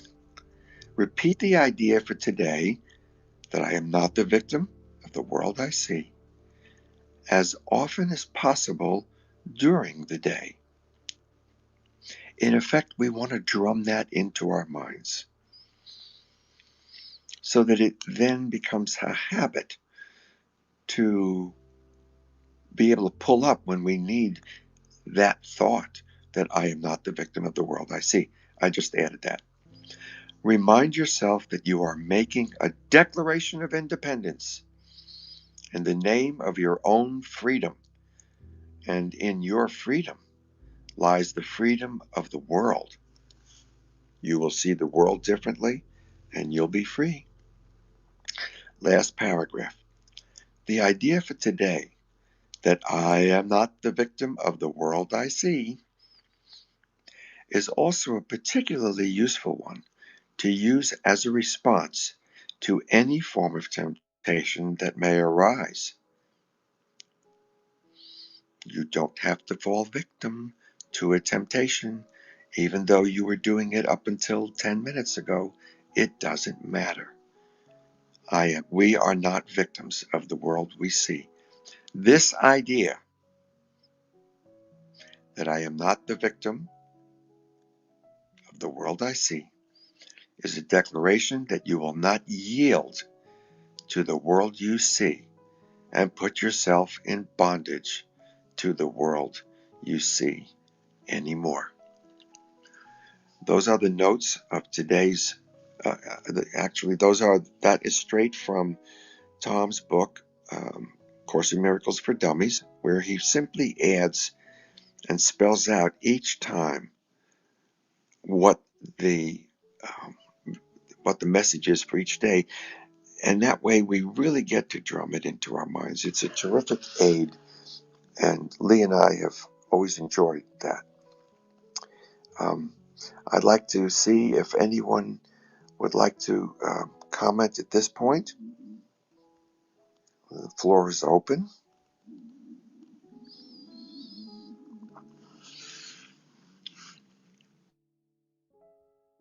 Okay. Um, Now I'm going to read the notes that Tom put together for this, and we will finish up with the lesson from the Purple Book. Although people try to make A Course in Miracles complicated, it is actually a very simple philosophy. This is because everything is always either black or white. For example, you're either a victim of the world you see, or you're not a victim of the world you see. It's really simple. There are no, but wait, you don't understand. My case is different. We don't have those here. It's very simple. At any given moment, you only have two possible options on how you view your world. Course in Miracles also recognizes the fact that within your mind, you have the power to decide which of the two possible options you will choose to follow at any given moment. Lee likes to point out that from the word decide comes from the same source as the word scissors. You have to cut, and you have to choose either the left side or the right side, especially when you're finding yourself being a victim. Course in Miracles' goal is for you to be able to make that decision consciously and deliberately. You're going to be a victim or not? Decide. And every one of us can decide at any point. It doesn't mean that if you decide you're not going to be a victim, that you then shoot the guy that was victimizing you. That's not what this is about. It all starts in the mind. Okay, back to this again.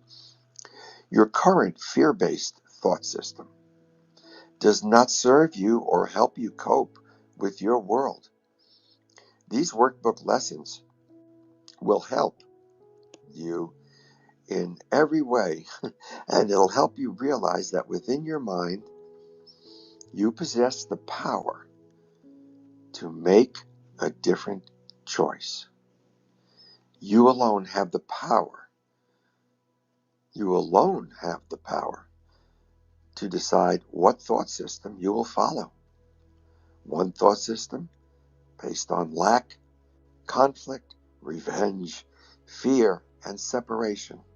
All those wonderful things, right? Not.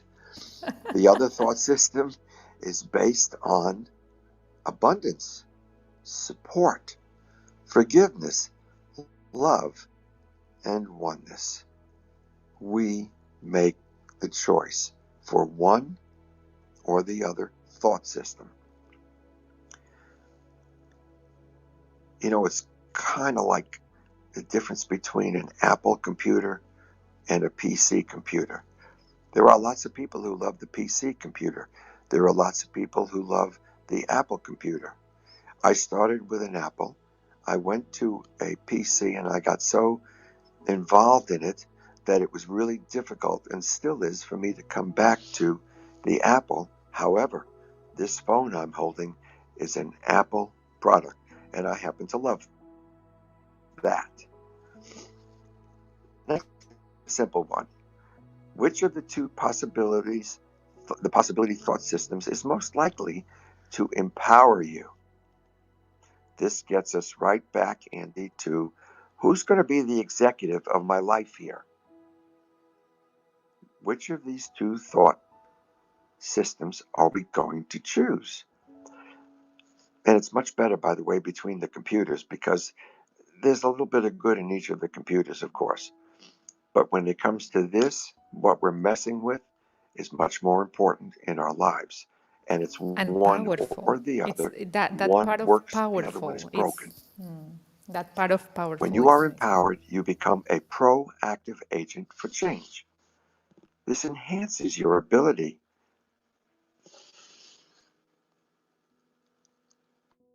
Happen. Okay. Um, when you are empowered, you become a proactive agent for change. This enhances your ability to cope with or handle any given situation. How does the idea that you are a victim of the world you see help you handle any given situation? Well, if you accept, this is my answer to that.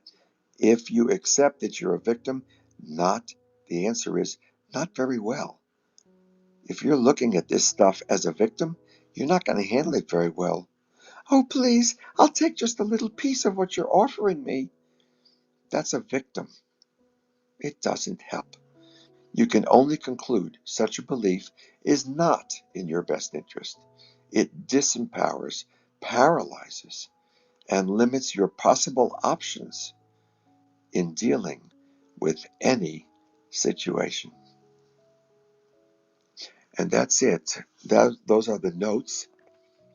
And, no, they are not. Whether they are not, you can see your oh, screen. whether you choose to believe.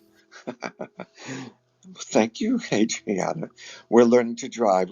We need a sign, Adriana, on the back of the cars as, student driver. That's okay. We're getting through it just I'm beautifully. playing the role of CEO, manager, and officer. I'm multitasking here. Okay, I understand that.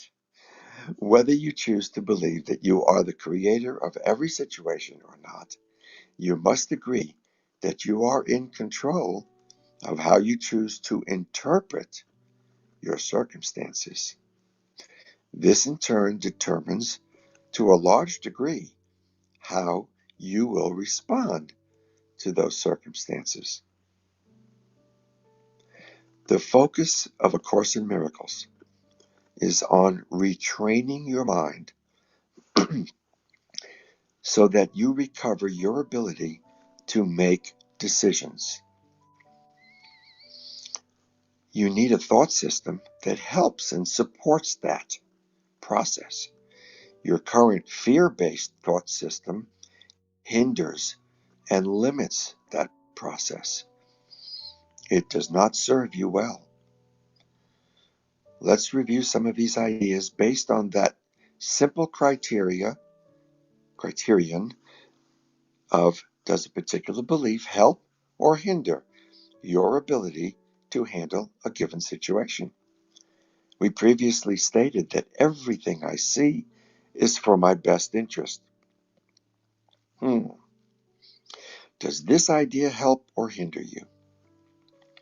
Do you somehow feel better when you believe that your world actually opposes your best interest? Albert Einstein was considered the most intelligent person of his time. Einstein was asked, "What is the most important thing for a person to determine about their world?" The questioner was surprised by Einstein's answer, as usual.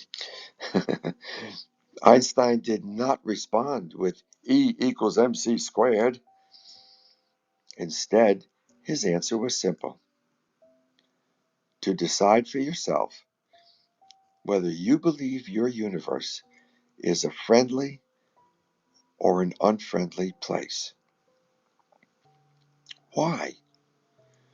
Why would he say that? Because based on that one belief, it will determine how you view your entire world. You will either be an optimist or a pessimist, and that one decision will make all the difference in your life. I'm going to add here, it's just like the glass half full or the glass half empty, which a pessimist doesn't even understand that metaphor. The idea is that we're already half full and there's so much more. Thinking that the glass is half empty means there's not going to be anything left pretty soon. Going to be an optimist or you're going to be a pessimist. Your inner world, back to the notes, your inner world is the cause of the outer world that you perceive. That's what the Course in Miracles teaches us. And it's so valuable. And it puts all of these lessons together.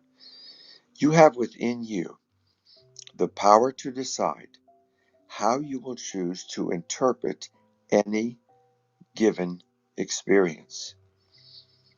You can change your purpose from earning to learning. You get to decide if a belief serves your best interest. If a belief no longer serves your best interest, you can decide to change your belief, and then you'll see your world change. Your best interests are served when you move away from victim consciousness and into a belief system that supports your becoming a proactive agent for the change you seek in your life and world. Which brings us to the last question, which really isn't even a question because the answer is so obvious, but I'll read it. If you believe that the purpose of the world is to support your best interest, how can you be a victim of that world? Only if you don't know that you are the keeper of the kings. I will love, thank you very much. Your voice is also so soothing and so wonderful. I want to share something about Einstein and his relationship with Spinoza. Can I read that? Or, or should I just? Sure, go ahead. And then we can wrap it up after that if you guys like. Okay, so did you know that when Einstein gave lectures at the numerous US universities he was invited to, the recurring question the students asked him was, "Do you believe in God?" And he always answered, "I believe in the God of Spinoza." The ones who hadn't read Spinoza didn't understand. I hope this gem of history serves you as much as it does to me. Baruch de Spinoza, I don't know how to say it well, but was a Dutch philosopher considered one of the three great rationalists of the 17th century philosophy, along with René Descartes. I'm sorry, let me just mute Mike from Lee. Lee? Yeah, thank you. I already did it. Along with René Descartes in France and Gottfried Leibniz in Germany. Here is some of his wisdom. God would have said, "Stop praying and punching yourself in the chest. What I want you to do What I want you to do is go out into the world and enjoy your life. I want you to enjoy, sing, have fun, and enjoy everything I have made for you. Stop going to those dark and cold temples that you build yourself and say they are my house. My house is in the mountains, in the woods, in the rivers, lakes, beaches. That's where I live, and there I express my love for you. Stop blaming me for your miserable life. I never told you there was anything wrong with you, or that you were a sinner, or that your sexuality was a bad thing. Sex is a gift I have given you, and with which you can express your love, your ecstasy, your joy. So don't blame me for everything they made you believe. Stop reading alleged sacred scripture that have nothing to do with me. If you can't read me in a sunrise, in a landscape, in the look of your friends, in your son's eyes, you will find me in no book. Trust me and stop asking me. Would you tell me how to do my job? Stop being so scared of me. I do not judge or criticize you, nor get angry or seek to punish you. I'm pure love. Stop asking for forgiveness. There's nothing to forgive. If I made you, I filled you with passions, limitation, pleasure, feelings, needs, inconsistency, free will. How can I blame you if you respond to something I put in you? How can I punish you for being the way you are if I'm the one who made you? Do you think I could create a place to burn all my children who behave badly for the rest of eternity? What kind of God would do that? Forget any kind of commandments, any kind of laws. Those are wiles to manipulate you, to control you, that only create guilt on you. Respect your peers and do not do what you don't want to for yourself. All I ask is that you pay attention in your life, that your consciousness is your guide. My beloved, this life is not a test, not a step, not a rehearsal, not a prelude to paradise. This life is the only thing that exists here and now, and it is all you need. I have set you absolutely free, no prizes or punishment, no sins or virtues.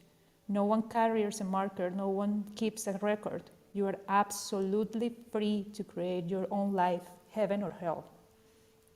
I could tell you if there's anything after this life, but I won't. But I could tell you if there's anything after this life, but I won't. But I can give you a tip. Life is there.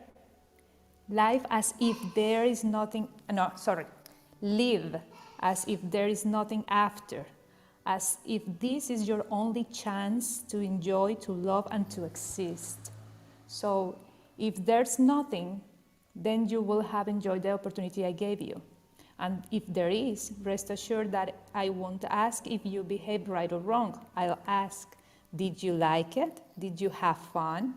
What did you enjoy the most? What did you learn? Stop believing in me. Believing is assuming, guessing, imagining. I don't want you to believe me. I want you to feel me in you when you kiss your beloved, when you talk in your little girl, when you talk in your little girl, when you caress your dog, when you bathe in the sea.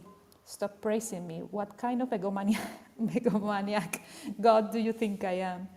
I'm bored being praised. I'm tired of being thanked. Feeling grateful? Prove it by taking care of yourself, your health, your relationship, the world. Express your joy. That's the way to praise me. Stop complicating things and repeating as a parakeet what you have been thought about me. The only thing for sure is that you are here, that you are alive, and that this world is full of wonders. What do you need more miracles for? Why so many explanations? Look for me outside, you won't find me. Find me inside. There I am beating within you. Spinoza. And that was all the reading. That's beautiful. Thank you, Adriana. Well, guys, it's been a magnificent morning. I really, really appreciate you all being here. We've had a great little room, 72 people over the last couple of hours. And you being here contributes. Your energy contributes. I feel it. We appreciate it. Thank you so much. We'll be back here tomorrow at 6:30 in the morning. It'll be February 1st, and I will dive into Lesson 32. Today, apply this thought: I'm not the victim of the world I see, as many times as you can. Think about it within, think about it without. If you are not the victim of the world you see, you will be empowered. And that's where you can be today. So please dwell with us there, and we'll see you in 22 hours for tomorrow's lesson, which is awesome. It's I invented the world I see. So look forward to seeing you guys tomorrow. Thank you very much. Create a great day. Namaste. Namaste, Tom. Thank you, everybody. Thanks for this world you created, Lee, in the digital Namaste. aspect of life. Namaste.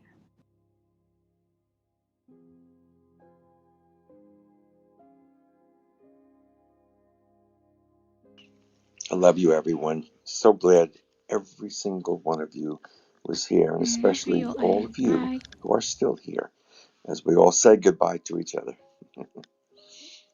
Bye, Afnan. Have a wonderful day or evening. I don't know.